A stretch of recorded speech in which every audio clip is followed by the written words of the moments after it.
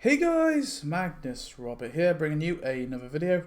Today we're going to of course go through the content list for Love and War, and at the end, at the end I'm going to give my overall thoughts on the update, but we'll go through all the characters, buildings, decorations, animations and consumables that we got in this update, kind of give my brief thoughts on them all individually, and then, like I said, at the end of the video we do my overall thoughts.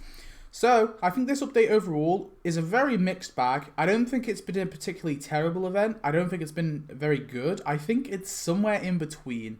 And I find it very tricky as to where I put it, because there's a lot of, although the characters I'm not that massively sold on, I do love some of the buildings and some of the decorations that we got. So this one's so tricky. I think if I had to lean anywhere, I'm going to have to lean towards bad, but it's ever so slightly towards bad. It's so close to good. It's just on the it's hanging off the edge, if you know what I mean. So let's go through all the stuff, starting with characters. So the first character we unlocked was obviously in Act 1 was Temperance. I think this character is fine. I don't hate it. I don't love it. It's just fine.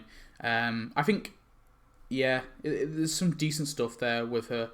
Obviously, it's a fictional character for Marge. It is another Marge doppelganger, but I kind of see the justification for it being a character, at least.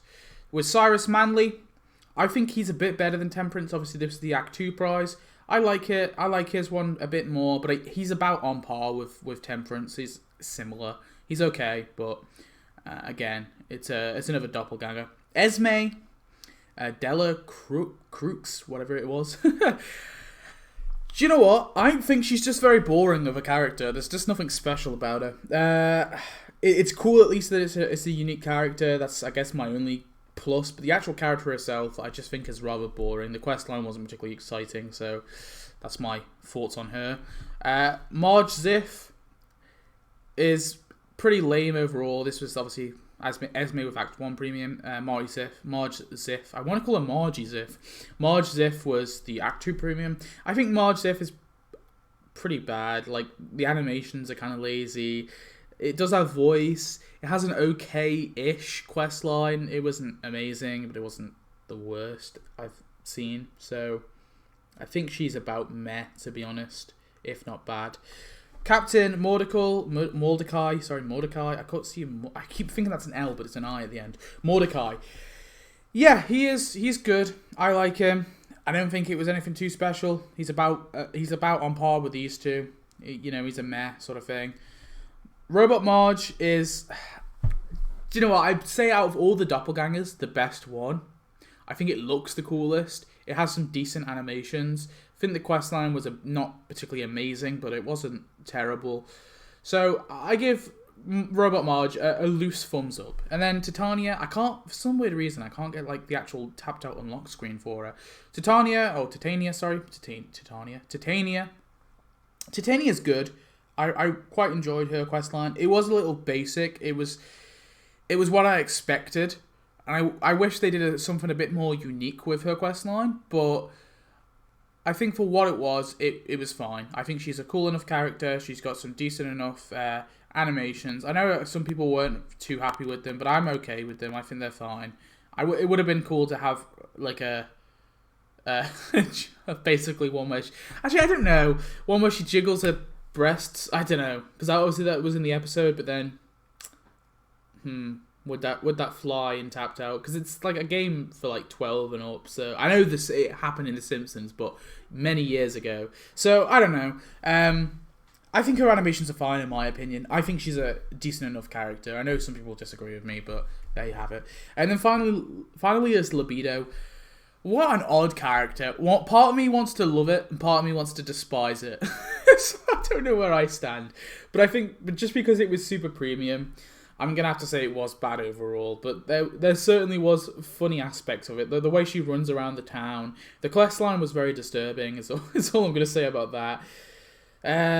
Yeah, that's Libido. Moving forward, we have some buildings. So, the first building is Temperance's house. I like this one a lot. I think it looks quite nice, easy to decorate, so pretty good. The Orfanto d'Artisif, or Fanato d'Artisif.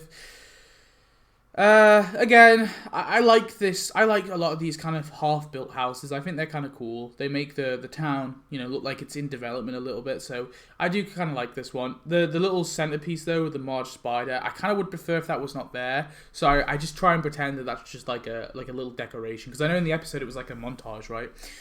Then we have the Downward Dog House Yoga Studio. I think this one is a very nice looking building. I love the color of it. It's easy enough to decorate. It looks awesome.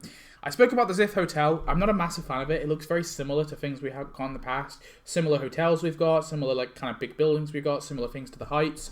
So I'm not a huge fan of that, but it's not bad. And then we obviously have the premium. We have books, and additional books.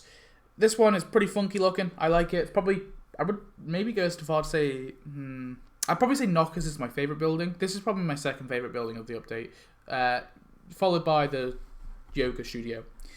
Ziff Bouvier Mansion is a nice enough looking mansion. We have got things sort of similar in the past, but I think this one looks cool enough. It stands out on its own, so yeah, that's good. Captain Mordecai's boat, little plain, nothing too amazing. There's obviously a way you could argue it shouldn't be a building, it should be a decoration, but I don't hate it. I just think it's very mediocre. The Ziff Wedding House is decent enough. I think it looks kind of cool. I like this sort of little stony, gravelly patio sort of thing at the bottom, and yeah, I think it looks cool enough. And then Knockers, definitely my favorite building of the update. I love the look. I love the look of this one. So thumbs up for that. Then we have some decorations. So, of course, we first have the Love Tester. Oh boy, I love the Love Tester. This is such a cool it's such a cool decoration. Definitely overdue for getting this in the game for sure. And the fact that they could have just given it to us as just a plain normal decoration would have been pretty bad, but obviously you can click it and it gives you different results every time you click it, which I love. So the Love Tester gets a huge thumbs up. One of the coolest things that we got in this update by far. The Harpooned Heart Billboard, I'm just meh on that one, really. I don't love it, don't hate it. The Artie Hollow presents present. I'm not a massive fan of these holograms. They're just you just can't really do much with them in terms of like decoration. So yeah, I'm not a massive fan of that. The Harpooned Hill, I talked about this in my Act 3 and 4 review. I just think it really, coming down to it's basically a river, a tree, and like a rock. That's all it is. And I think we've got things in the past that could replicate this pretty well. So I'm not offended by it being added or anything, but I don't think it's a great decoration. The Tunnel of Love Cave, this really should have been a building. I don't understand why it wasn't, especially considering they made the Captain Mordecai ship a building, but they didn't make this a building. It just seems really weird to me. It does look really awesome though. I'll give it the benefit of the doubt. It does look really cool. The Sunset Cruise Boat is a little thin. I think it should have been a bit wider, but for the most part, I think this one's a decent enough decoration. And the Money to Burn fire pit is fine. It's decent enough. Moving on, we have, of course, had some animations. So, we have the Marge reread her novel animation job, which I don't think it's anything particularly amazing. It's a bit boring, not gonna lie. The Enjoy the View is, again, nothing too exciting. It's okay. And even Homer Do Yoga it's fine. I think the Do Yoga one is definitely my favourite of the three, but yeah, none of them are particularly great.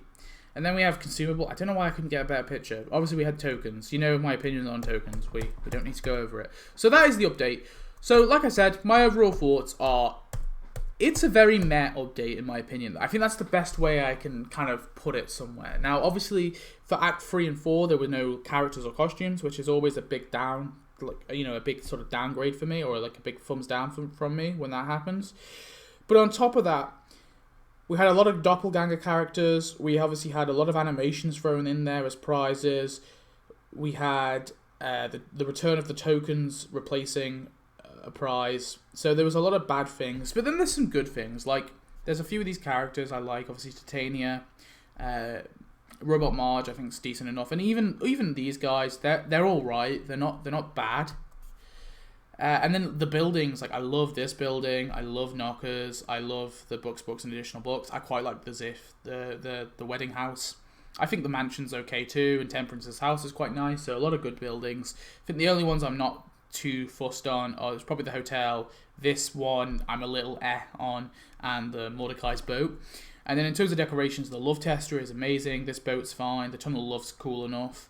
The others, this one's okay, the money to burn's okay, but these ones I'm not a massive fan on. But you know, like there's good things in this update. It's not all terrible. So I find it really hard to kind of pin down my opinions. And this was probably the hardest update I've ever had, where I'm like, okay, what is it? So I think like going somewhere in the middle is probably best. But if I had a gun to my head and I was forced to give a thumbs up or a thumbs down to this update, it would have to be a thumbs down, I think. But it would be very close to a thumbs up if they had like a character and a costume in the prize track for Act 3 and 4, then I probably would have given it a thumbs up. But there you go, that's it. You know, they could have easily done that. Just don't give us a Guild Steel, don't give us a Super Premium. Add these two as Premium if you want, or you know, add Libido to one of the prize tracks, add Titania as one of the Premium, and then just give us, I don't know, like Robot Marge or something in the prize track.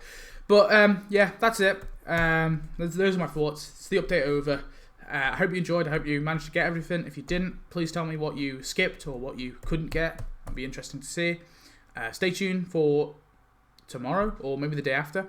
I'll be doing a video going through... I'm actually doing something a bit different. So you guys, you didn't vote correctly on my poll. So you don't get that update. You don't get the one you voted for until a little longer, because I've got another video I kind of want to do first, which is another sort of top 20, or maybe it's a top 40 list. It's a top 40 list, but you'll see it when it comes out. So I hope you enjoy. Thanks for watching. I'll see you in the next one. Goodbye.